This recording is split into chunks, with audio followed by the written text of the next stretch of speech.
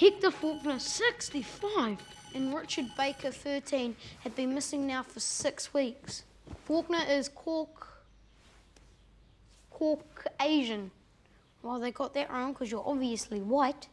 In modern times, we often hear the word Caucasian in police reports, whether it be for missing peoples or people wanted by the police, as Ricky Baker just pointed out for us. When used in these police reports for describing people, it seems that Caucasian is used to say that somebody is white. So where did this name for white people come from? The name has its origins in the Caucasus mountain range, a mountain range that resides in the also named Caucasus region, which is between the Black Sea and the Caspian Sea. The name Caucasus is believed to derive from the Scythian word Kroikasis, which means ice shining / white with snow, according to Pliny the Elder's natural history book. So how did the name of a mountain range come to be linked with people who have what has come to be known as white skin? Well, for this we have German physician, naturalist, physiologist and anthropologist Johann Friedrich BLUMENBACH to thank. BLUMENBACH introduced the idea of a new way of defining races. However, his idea of race was based on physical appearance as opposed to geography, yet the names of his ideas for races do come from geography. He split race into 5 different groups: Mongolian, which he called the yellow race that he saw in lands such as Japan and China; Ethiopian, which he called the black race that he categorized as all Africans, minus those in the north of Africa; Malayan, which he called the brown race that he felt included Aboriginal Australians and Pacific Islanders; American, which he called the red race, which included the Native American race; and the aforementioned Caucasian race, which he called the white race, which he believed covered the majority of Europe, Western Asia and North Africa. Of course, this isn't the scientific fact, but just one person's interpretation. BLUMENBACH observed a lot of physical characteristics of different humans. One part of the body he was particularly interested in and thought was significantly important was the human skull. While researching skulls for his white race, he came across the skulls of Georgians and felt they perfectly captured the characteristics of his white race, naming his white race after the Caucasus Mountains that run along Georgia's northern border.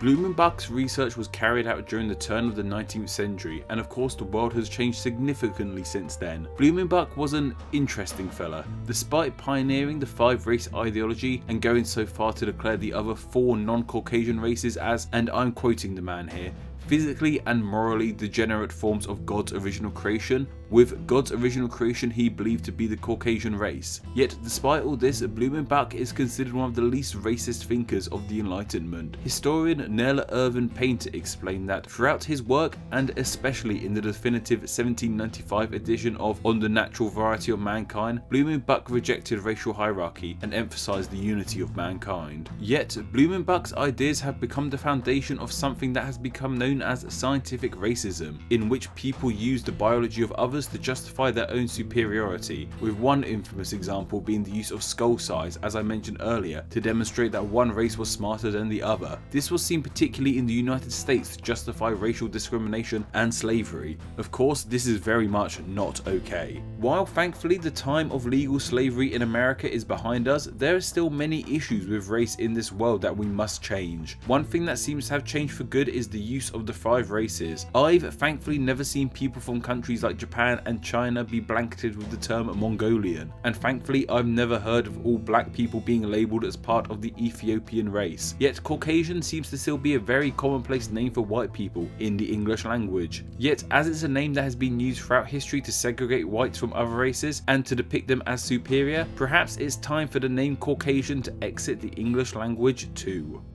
Thank you to all my awesome patrons. We are getting so close to our next big patron goal of $200 a month. For just $2 a month, your name will be with all these awesome people, as well as gain access to my Patreon wall with behind the scenes information on each video. So if you have a spare $2, then why not help support the channel in the best way possible and help us reach our goal of $200 a month.